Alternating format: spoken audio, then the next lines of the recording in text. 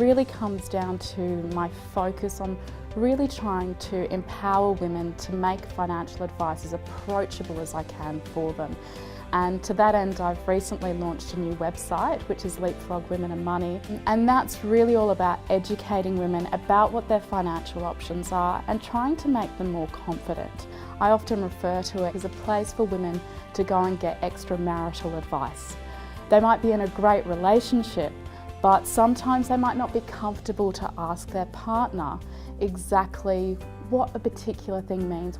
What they see when they come to the site is that there's a huge range of resources and tools. I've developed a financial personality test to find out if someone's a spender or if they're frugal or if they're simply overwhelmed by their finances. It also has things like how to consolidate and choose the right superannuation fund, and also addresses things like the huge underinsurance issue. Over 100 different videos talking about a whole range of different financial topics, as well as little courses on Finance 101, understanding superannuation, and a whole range of different aspects. With the recent launch of the Leapfrog Women and Money site, for me it's about trying to spread the word as much as I possibly can, and this award, even just being a finalist, helps me to spread that word that little bit more.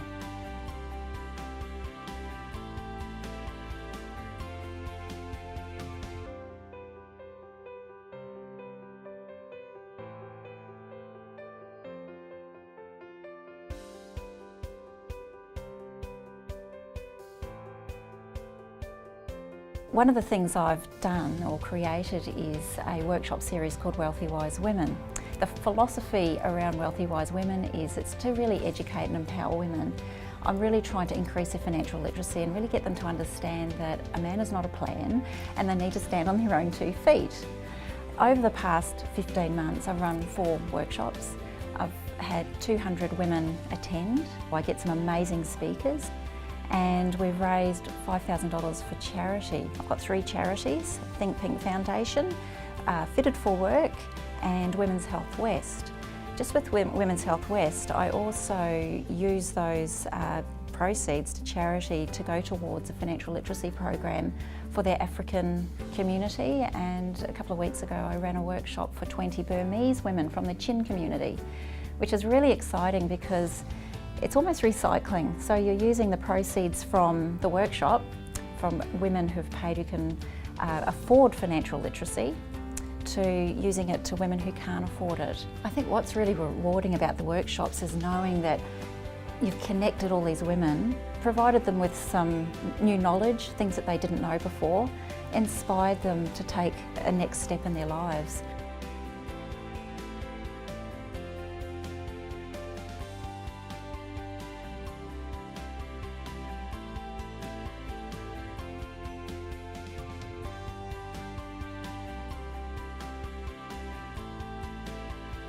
It's a passion, it's not a job. You know, I don't wake up in the morning and feel like I go to work. I wake up in the morning and go to this amazing place with my amazing team, and I have the privilege of sitting and listening to people's stories, and they tell you so many important things that they probably haven't spoken to their partner about. So that's a real privilege. It's a real honour, and you just got to treat it with absolute respect. My job is to impart knowledge, not to keep it. What a waste, what a waste. If you keep your knowledge and don't share it. I've been fortunate enough to understand some financial complex situations, but I have a unique skill in being able to translate that into a language you'll understand. And that's constant feedback I get from my team and my clients. Any presentations I do on the feedback sheets, that's what I get. And I practice that, and that's what I'm all about, is breaking down some of this financial jargon and putting complex strategies into a simple way that is meaningful to my clients and to anybody else who I speak to. I think it's just an extremely rewarding profession. We have impact on people's lives beyond what you would ever think you do, and sometimes when you get feedback from them, you just, you know, it makes me feel good.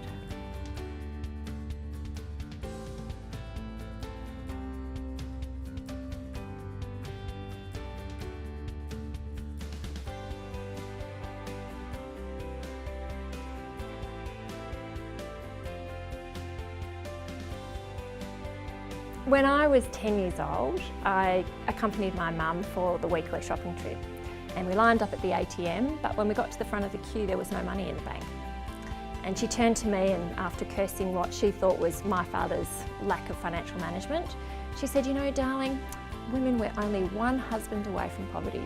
But it really started a fire in me to be financially independent myself and then to give that gift to other people. The program I'm involved in, which is the Superwoman Money program, it's a free program that's exclusively for women, and it gives women the opportunity to feel like they're in a safe environment, to have information that's relevant to them, but it's delivered in an accessible way. So I love the idea that there's a women-only space where good quality information and the opportunity to ask whatever questions is relevant. No question's a stupid question. That's a really engaging thing for me to do, and I get a lot of satisfaction from it. So part of what we do is ask clients to take a step back and help them actually change their behaviour, and to think about what genuinely makes them happy, and then use money in those ways.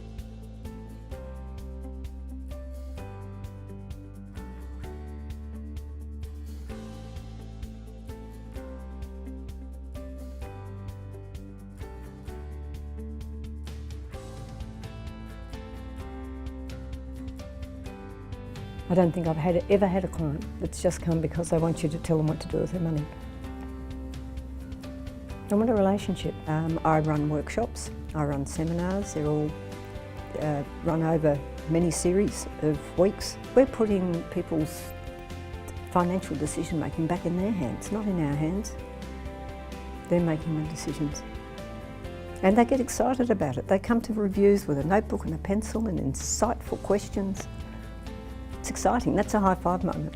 And we've got women who say their lives have changed because they now manage their own financial affairs, they manage their own lives differently. Today I've met 5 other amazing women. I want to get together with them and make things change. I think there's a lot we need to change in the industry, and the foremost with that is that teaching needs to be broader across the industry so that clients give informed consent, and until they can, they shouldn't be asked to sign for anything. I get so much joy out of it, it is success in itself. That's why I'm still working, otherwise I'd be retired gardening.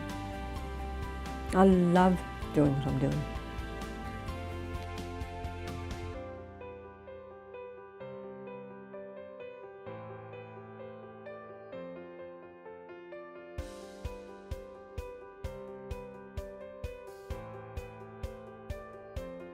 It's those raw, human, very, real challenges that all of us face, and I get inspired by the fact that I set them a challenge and they rise to it, and then we keep growing together. And for me, that's a very inspirational thing.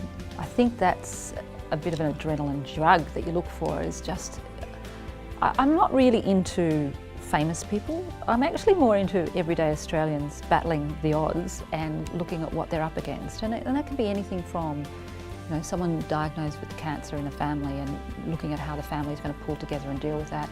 It can be people coming to see me saying, "My God, my finances are out of control."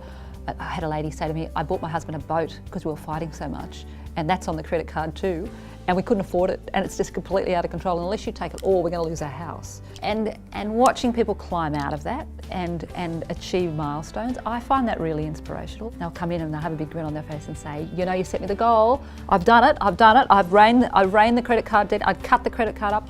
Or, I saved that money that we were going to do for that overseas trip so I can take my wife. That stuff is great, and I've got lots of stories. I've got so many stories, and that's been probably the great gift back. And those stories have come from the people I've looked after.